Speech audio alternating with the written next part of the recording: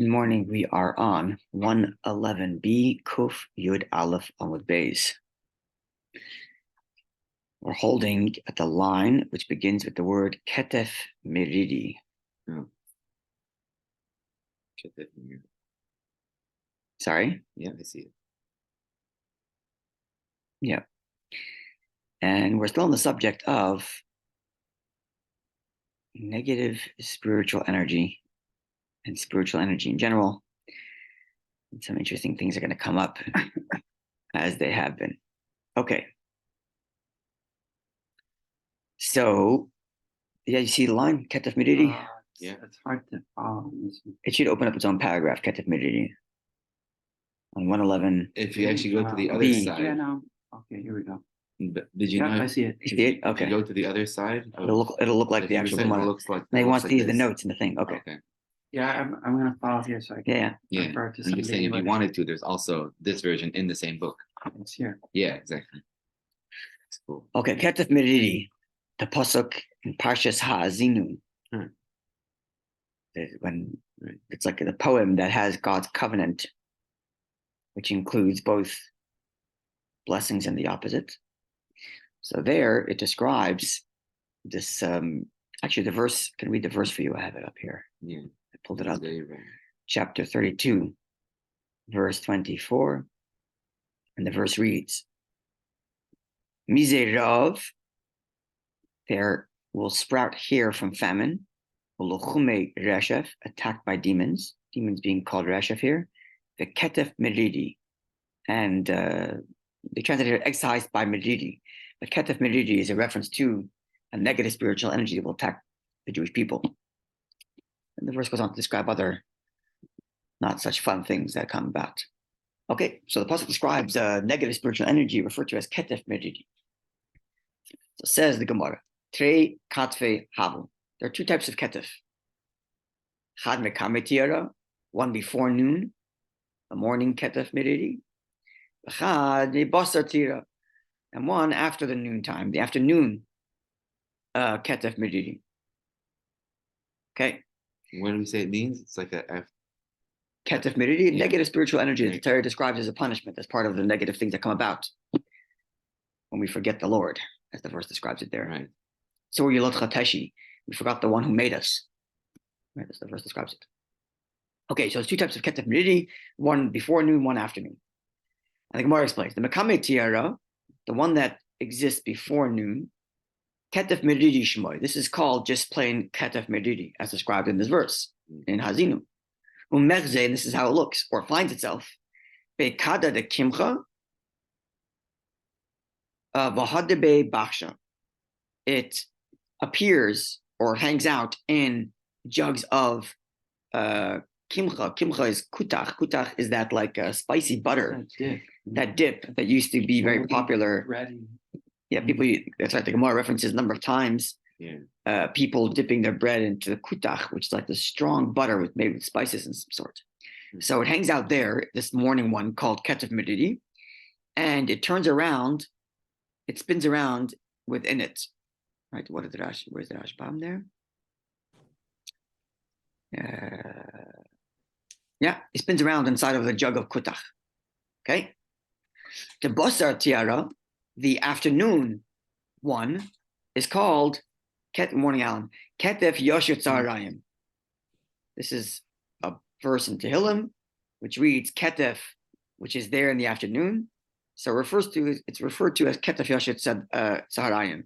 So you have two Ketef Meridis, one in the morning called Ketef Meridi, and one in the afternoon called Ketef Yoshut Tzarayim. Shmoy, that's its name. Umechze, and this one hangs out, or will be found, be seen, Bekarna de Iza, in the horn of a goat, Vahadebe Kenafia, and it spins around like a sift. So, for whatever reason, both these Ketef Meridis are spinning around. The one in the morning is hanging out in kutach spreads, this like butter type spread, and the other one's hanging out in goat horns and turning around like a sift. Floor is open for interpretation. Next statement or story. Abaye have a shakel v'azal. Abaye was coming and going, or he was walking, Rav Papa miyamine. Rav Papa was positioned on his right side. Rav Huna b'rei Rav Yeshua, and Rav Huna, son of Rav Yeshua, mismoiloi, was placed on his left side. And presumably the reason for this is because Abaye would have been the teacher, and therefore he's walking in the center. And these are two students, Rav Papa on his right, Rav Huna on his left.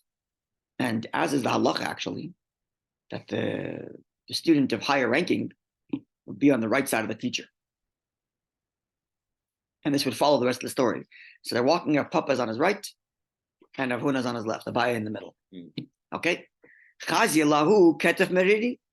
They identified this ketef meridi, the ka'asil ape, this smoile, that was coming toward them on the left, where Rav Huna was standing. So ahadre Rav Papa min smoile, well Rav Huna b'Rav Yeshua liyamine. So Abaye did a little switcheroo. He took Rav Papa, who was on his right, and stuck him to the left, and Rav Huna, who was on the left, and put him on the right. So Rav Papa is a little offended. Putting Ketef Miri is coming our direction, this negative spiritual energy, and you stake me, but Throwing me to the what's going on? Amar Rav Papa, Rav Papa says, I know me, my shno, why am I different? You didn't care for me. You weren't concerned for me. Why we switched? You had better resistance against the. Amarle, Sabaye said to Rav Papa, you, shaita kayamaslach. The outward stands for you. That's a way of saying you're in a good position. Obviously, there's divine grace that shines upon you. And that's why I put you on the side. And as Rabbi explains, because he was wealthy. If he's wealthy, it's because God's grace is upon him. If that's the case, I have more faith that you'll be okay. So let's switch you up. Okay. This is the story. It's quite an interesting little indication as to, there's a Gemara elsewhere which says, it's a Mishnah actually, Rabbi Machabed Ashirim. Rabbi, the author, compiler of the Mishnah, would honor those who were wealthy. The Rebbe points out in one of his talks to donors, to the Machan Yisrael donors, Machan Yisrael Development Fund, which is a fund that Rebbe founded to fund Chabad operations worldwide. So, and these donors would have time to spend with the Rebbe. They would speak to them in group meetings, and then they would each other time to speak to the Rebbe directly. My grandfather and great grandfather were both fortunate enough to be part of this group. Just a picture of them in this. At any rate, so one of these talks, and one of these gatherings, the Rebbe quoted this. It's on your mother's side? My mother's father and his father, Shai Tridel and Menashe Tridel. Yeah. So on one of these occasions, the Rebbe quoted this statement that Rabbi Machabed Ashirim, Rabbi would honor the wealthy. And the Rebbe points out the Mishnah, it does not say that Rabbi, first of all, Rabbi himself was wealthy. You should know that, the compiler of the Mishnah. Right.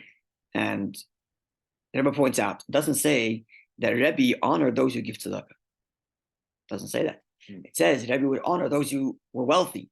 Right. It explains why. So it explains the Rebbe.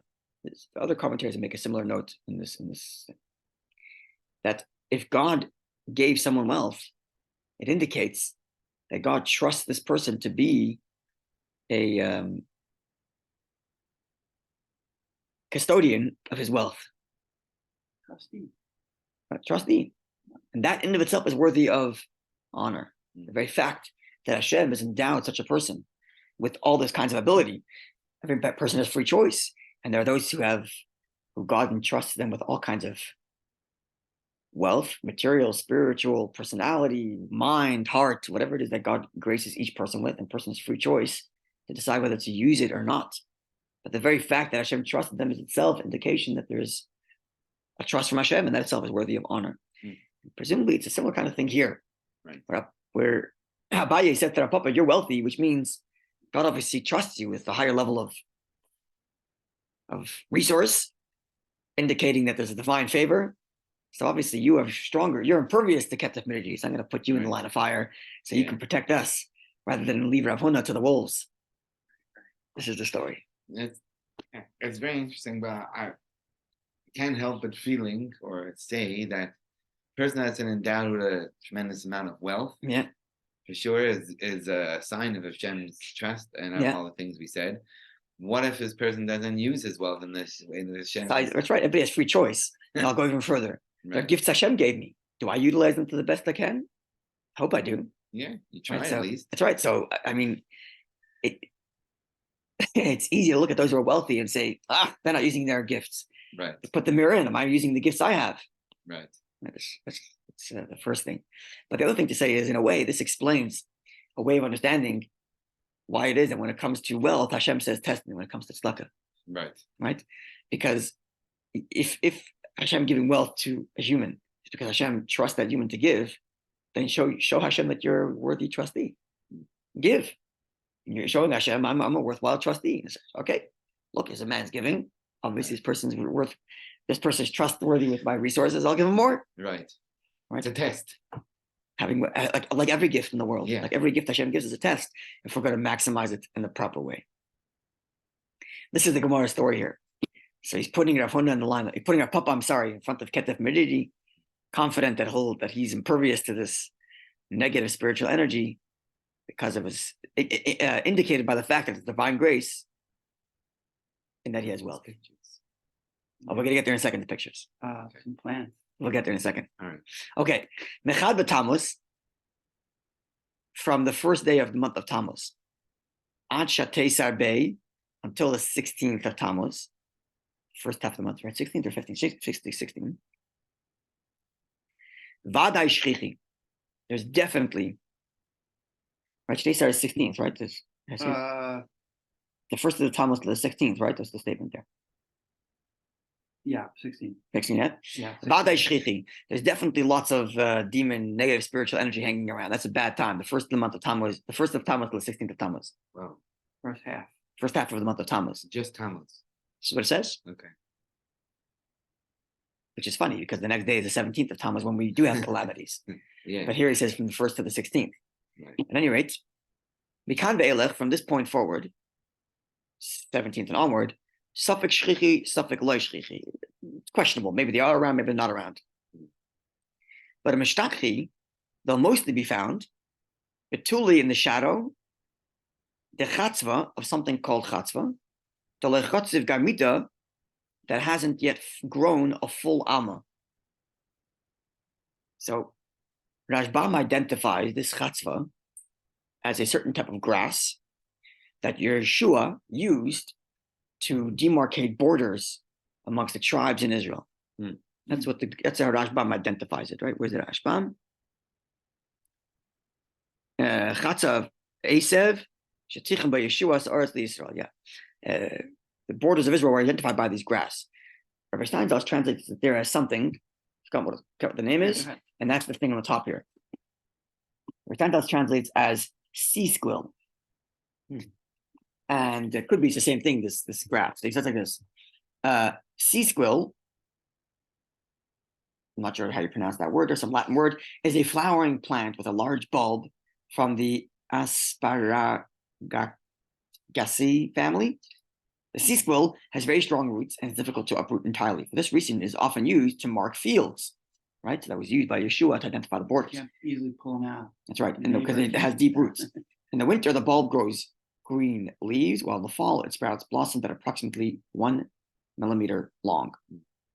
It looks like asparagus. So I don't know. So that's the sea squill bulb, and that's the blossoming sea squill. I imagine it's the exact same thing that Rashbam was talking about. I don't think it's a different one. Saying it's from the asparagus family, probably, because it looks. Look at the top. No? Yeah, so it could be it's in the same family. Yeah, I suppose so. That's it. Green. So here, and pass it back to Yeshua. So that is, they hang out in the shadow of these things that haven't yet grown a full Alma. That's where they hang out mostly. Yeah? Sea squill. Okay. Neither did I. Actually, I've seen them, but I've never knew what it's called. Now I know. Okay. Ubituli the Safra Ufanya. And likewise, these negative spiritual energies hang out in the shadow of the morning and evening, Deloya Bagamida, that haven't yet grown a full Alma. Right? In the morning and evening, the beginning, well, actually, the reverse. In the morning and evening, the shadows are very long. So I guess if you have a shadow in the morning and evening that haven't yet reached an Alma, that haven't yet reached an amma, then that would be where they hang out. So in the shadows of the sea squill that hasn't reached an amma, the shadows of evening and morning that haven't yet reached an amma, the Iker, and primarily they hang out, but Tuli de Besakise, in the shadows of the bathroom, the lavatory. Doesn't qualify whether it's an amma or not, but that's what he says. These negative Next spiritual statement. energies hang out in the bathroom. So, That's a number of times in the Gemara we find that they hang out in your bathrooms. Right. Like we had before, where a person relieves himself here or there. right. So there's something about shadows, there's something about bathrooms, and there's something about palm trees. The bathrooms and shadows are easier to explain in terms of Kabbalah. Yeah. Like the shadow represents the concealment on light, which is klipa, is a concealment, the shadow kind of follows. And there's no mezuzah on the bathroom. For the same reason. Okay, now the bathroom, shadow represents concealment, right? Except for nafshi chamda b'tzel yudecha, where there it's actually the positive. But ordinarily the shadow represents like Tam Kales begets on lovis, even though I walk in the shadow of death, right? Because the shadow is a concealment on light, Right. right? Which represents negativity. And then bathroom also, right? First of all, it's an unclean place, which is why there's no mezuzah. But also, we mentioned this before, that klipa gets its life source as like a waste. Like all healthy nutrients have their waste. Right. Everything has like its packaging that has to be discarded. Literally like a shell. Klipa is called a shell, which conceals. Klipa literally means a shell. Yeah. Right, it conceals. And that part's like the part that has to go to waste. And that's what klipa, that's what negative spiritual energy is. It's like the waste and leftovers of holy spiritual good energy. So there's an association between bathroom and negative spiritual energy. The palm tree, we haven't figured that one out yet. But the shadow, only when it's less than an amma, and what's the meaning of this sea squill, and how it identifies borders.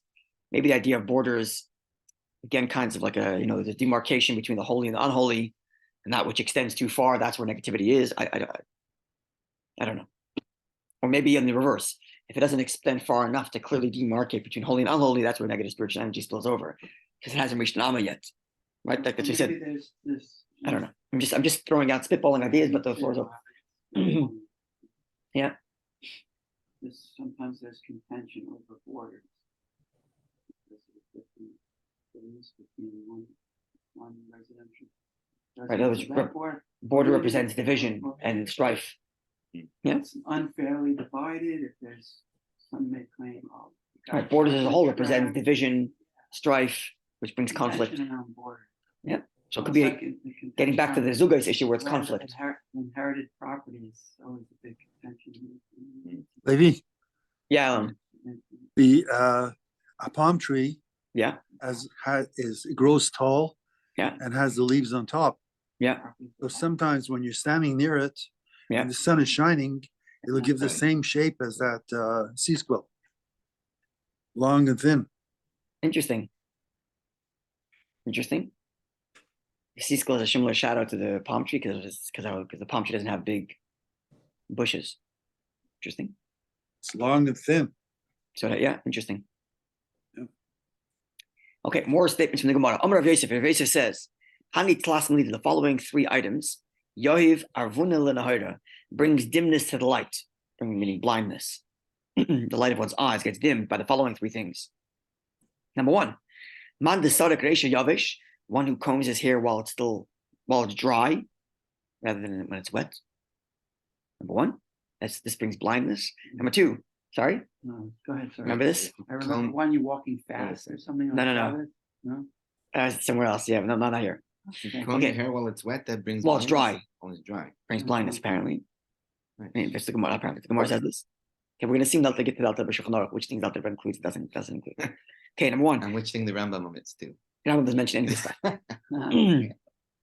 Okay, so one who combs his hair dry, this invites blindness. Number two, man deshasik tif, one who drinks wine, drip directly from the barrel, as opposed to filling up a cup, like a mensch. That's not item number two that causes blindness. And item number three, man desayim misani adim maisina kare, one who puts on a shoe while his feet are still wet, coming from the shower.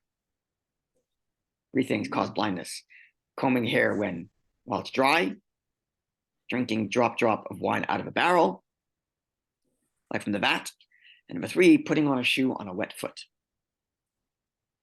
Next statement. Tif, tif. Yeah, again, floor is open. It's like means deep in Yiddish, no? Tif in Yiddish means deep. In Spelled the Aramaic, same way? in Aramaic, it's tif is drip, drop. Like in Hebrew, tipa. Right, Tipa, right. it's a drop. So in Yeah. Aramaic, it's tif, same letters, same root. Again, the floor is open for what this means. Blindness, I guess implying not being able to see the light of godliness. And why would drying the hair wet or dry make a difference? What would drop mean? What would wet shoe mean? I don't know. Floor is open. Okay, next statement. Taloi bebesa, hanging food in one's home. Kashi laniuse is like a difficulty, meaning it brings on the difficulty of poverty. Hanging food in one's house. The Gemara is going to qualify in a second. The Amri Inchi, as people say, Tala silta, if you hang a basket with food. Tala mizona, it's like you're hanging your sustenance in a balance, meaning, you hang food in your house. It's like your whole sustenance is hanging in the balance and you're going to lose it all. Okay? But Loy Amran, this is only said, Ella Rifta, only with respect to bread. Aval Brisra, the kavri, but meat and fish. Less lamba, there's no concern with hanging meat and fish in your house. Why? Because urchahi, this is the normal way. People hang dried out food and meat and fish. Okay. So why would the fact that it's normal make it okay?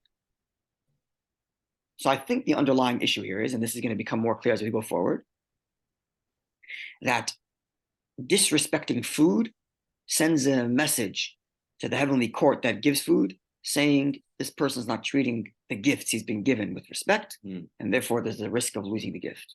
So if it's normal, it's not disrespectful to hang meat and fish because you're drying it out, Right. then it doesn't send that message. But you're hanging bread, that's disrespectful. Right.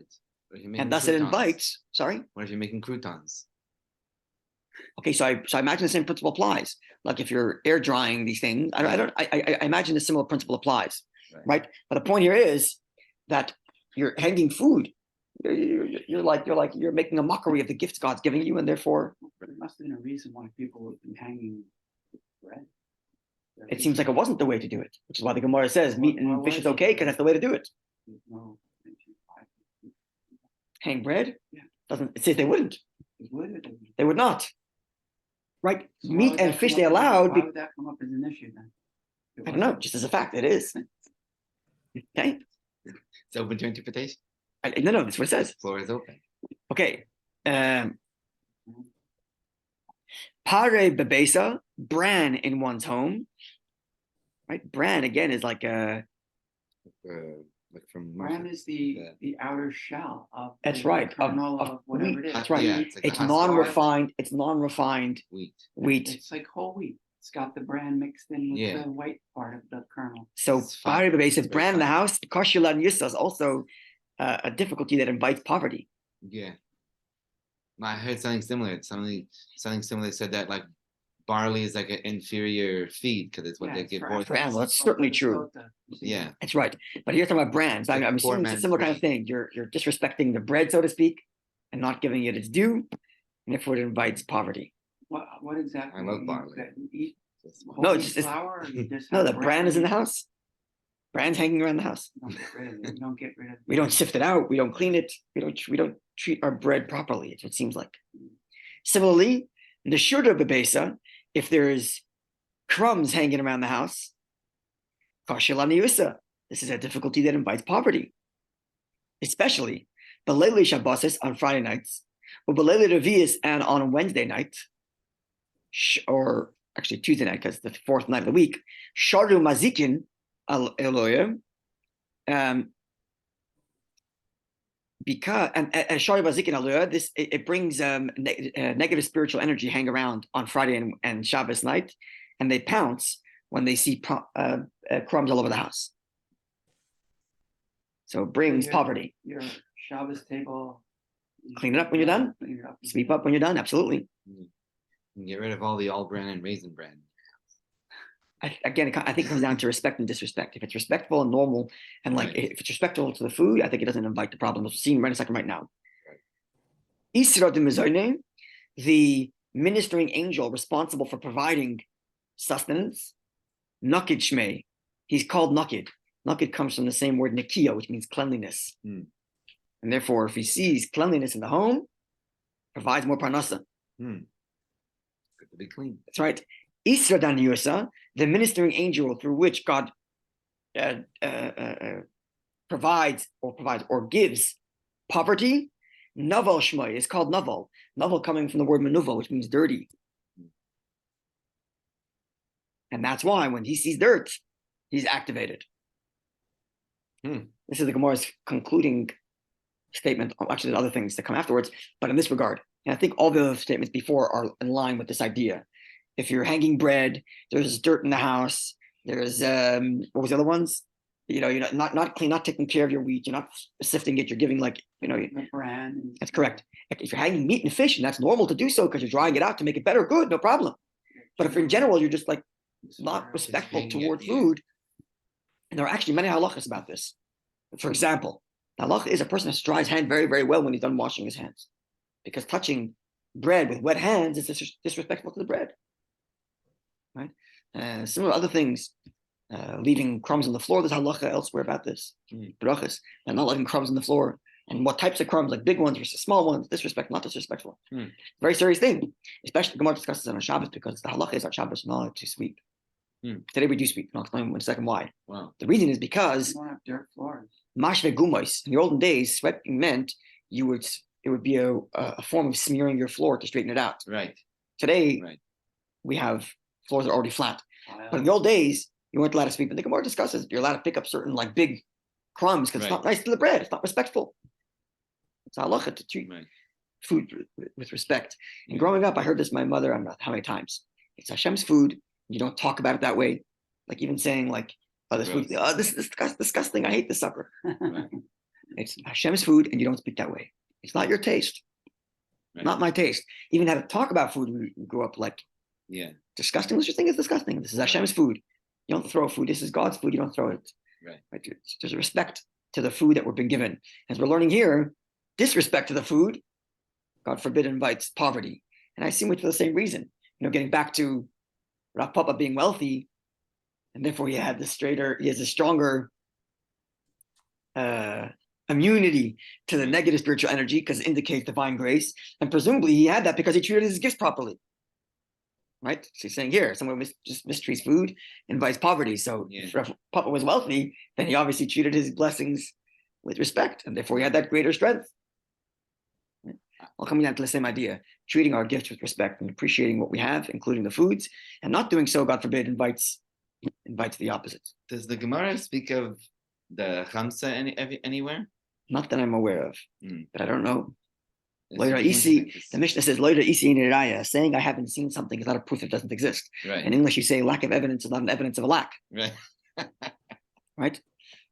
So I don't know, but I have never seen it. So I'm saying people have that for the Kesef Meriri. Is that right? No, I'm saying to ward off evil spirits. Okay. Specifically Ketef Mediri? No, I've never heard of that term before, but I'm just saying. It's not like that. Up until today. Okay. Now we're learning all there's different levels, different kinds, different spirits, different names. Don't bring any kuta in your house. Yeah, so we No, but can it do makes sense because there is in that Shabbos book, there's a kids one there. It's like when you'd be sweeping, it could be like a plowing, let's say, where you're drawing like marks in the floor. Okay, let's read the last two lines. Just a few more statements that will, even though the statement's continuing to the next page, but at least we'll finish up the page on even end, and then we'll continue tomorrow on top of the next page. Sa apuma the chatzva, putting a plate on top of a jug. Koshila yusa is a difficulty that invites poverty. Can't explain why, but that's the word it says. The floor is open. Can you say that again, George? A plate on top of a jug. Okay. Or barrel.